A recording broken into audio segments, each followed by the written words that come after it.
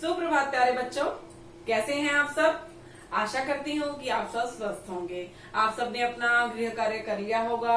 कल जैसे हमने की पत्र को जाना, पत्र के निम्नलिखित बिंदुओं के बारे में जाना, पत्र को लिखने के लिए क्या क्या जो है हमें जो है पॉइंट पता होने चाहिए कि पत्र में क्या क्या जो है हमने डालना है, और पत्र में जो है पत्र को लिखते हुए पत्र के कितने अंग हैं, 8 अंग हैं। और पत्र कितने प्रकार के हैं, 2 प्रकार के हैं, औपचारिक पत्र और अनौपचारिक पत्र। पत्र होते क्या हैं, पत्र अपने जो विचार है दूसरों तक विचार पहुंचाने का जो है माध्यम है। तो पत्र क्यों लिखते हैं, अपने विचारों को व्यक्त करने के लिए, दूसरों तक पहुंचाने के लिए हम पत्र लिखते हैं। तो पत्र किस तरह जो है, औपचारिक पत्र किस तरह है, अनौपचारिक पत्र हम अपने किसको लिखते हैं, रिलेटिव्स को लिखते हैं, और औपचारिक पत्र जो है हम किसको लिखते हैं, अपने प्रधानाचार्य को, कार्यालय में, नगर पालिका को, थाना प्रभारी को। तो इस तरह जो है औपचारिक पत्र हम लिखते हैं। तो प्यारे बच्चों, आज हम औपचारिक पत्र का प्रारूप सीखेंगे। औपचारिक पत्र किसका सीखेंगे, विद्यालय के लिए। औपचारिक पत्र विद्यालय में हम किस तरह अपने प्रधानाचार्य को लिख सकते हैं, अपने टीचर को लिख सकते हैं, तो उसका प्रारूप हम जो है, फॉर्मेट जो है उसका हम सीखेंगे। तो सबसे पहले औपचारिक पत्र में क्या लिखते हैं, सेवा में प्रधान, मतलब इस तरह एक ही लाइन में इस तरह ये चीजें आएंगी। सेवा में प्रधानाचार्य महोदय, प्रधानाचार्य महोदय लिखना सीख लें। विद्यालय का नाम, क्या नाम है आपके विद्यालय का, ओम पब्लिक स्कूल, है ना। विद्यालय का पता गोहाना सोनीपत, लिखते हो ना। सेवा में प्रधानाचार्य महोदय, विद्यालय का नाम ओम पब्लिक स्कूल, विद्यालय का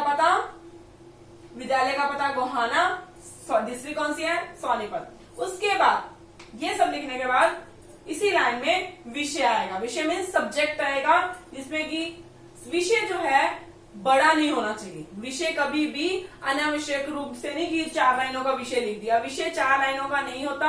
विषय जो है सिर्फ इतना ही 4-5 वर्ड्स में जो है हमें कंप्लीट करना कि हम लिखना किस बारे में चाहते हैं। तो किस बारे में लिख रहे हैं, अवकाश लेने हेतु पत्र। किसके लिए पत्र, मान लो हमें अवकाश ही लेना है विद्यालय से, अवकाश लेने हेतु पत्र, शुल्क माफ करवाने हेतु पत्र, है ना, जरूरी काम के लिए अवकाश लेने हेतु पत्र। तो इस तरह अवकाश लेने हेतु पत्र, विषय जो है इस तरह बड़ा नहीं होना चाहिए, छोटा होना चाहिए। उसके बाद संबोधन। संबोधन कैसे करते हैं, संबोधन मीन्स बुलाना किसी को, जैसे प्रधानाचार्य को श्रीमान जी, महोदय, इस तरह, ठीक है। महोदय यहाँ लिख देंगे, श्रीमान जी, है ना, संबोधन करना है यहाँ पर। ये चीजें आगे 1 2 3 4 5 6, इस तरह ये 6 चीजें होगी। सेवा में प्रधानाचार्य, home public school, Gohana, Sonipat, विषय, फिर संबोधन करना है, बुलाना है उनको, किस तरह से हम उनको रिस्पेक्ट दे सकते हैं। उसके बाद फर्स्ट पैराग्राफ, इसमें बहुत ज्यादा मिस्टेक करते हो तुम लोग, पता ही नहीं तुम्हें स्टार्टिंग कैसे करनी। हमेशा जो है विद्यालय में अगर हम स्टार्टिंग करनी है पत्र लिखने की, तो हमने क्या करना है, सविनय निवेदन, सविनय, विनय के साथ सविनय निवेदन यह है कि मैं, कौन हो आप, 8वीं कक्षा का छात्र हूँ, 8वीं रूबी कक्षा का छात्र हूँ, 8वीं डायमंड कक्षा का छात्र हूँ। सविनय निवेदन ये है कि मैं आपके विद्यालय में 8वीं कक्षा का विद्यार्थी हूँ या छात्र हूँ, ठीक है। फर्स्ट लाइन क्या है, सविनय निवेदन, अपना इंट्रोडक्शन, ये है पत्र का प्रारंभ। तो पत्र जो है स्टार्टिंग कैसे होती है, अपना प्रारंभ कैसे करना है, अपना इंट्रो कैसे देना है, और अपनी इसी में फर्स्ट स्टार्टिंग में हमने क्या लिखनी है, अपनी समस्या का वर्णन करना है। मान लो जैसे मैंने कहा कि अवकाश लेने हेतु पत्र है, तो सविनय निवेदन यह है कि मैं आपके विद्यालय में 8वीं कक्षा का छात्र हूँ, मैं अवकाश क्यों लेना है, मुझे आज बुखार है ना, तो डॉक्टर ने मुझे आराम करने की सलाह दी है। ये हमारी समस्या है, हमारी प्रॉब्लम क्या है।